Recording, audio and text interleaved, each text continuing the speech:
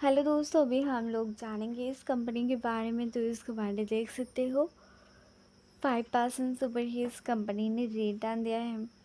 5D के बारे में कहा जाए तो देख सकते हो